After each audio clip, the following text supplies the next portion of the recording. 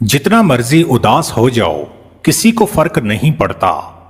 बस जरा सा खुश हो जाओ सब जलना शुरू हो जाते हैं।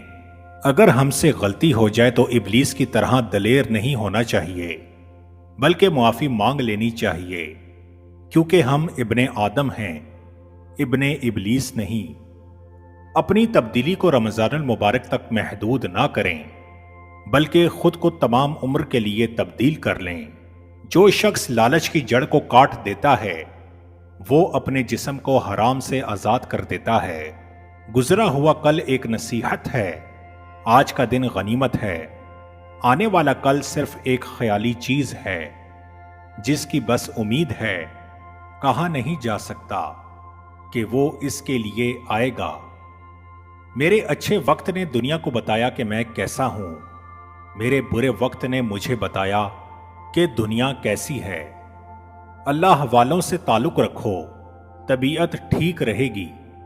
ये वो हकीम हैं जो लफ्जों से इलाज करते हैं।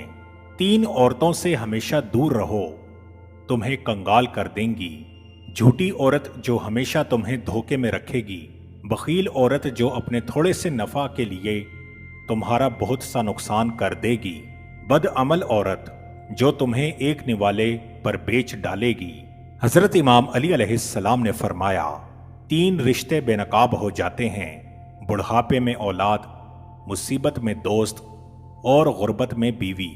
रिश्ते और ताल्लुक निभाना एक फन है, जिसके लिए इंसान के पास दौलत का होना नहीं बल्कि एहसास का होना लाजिम है।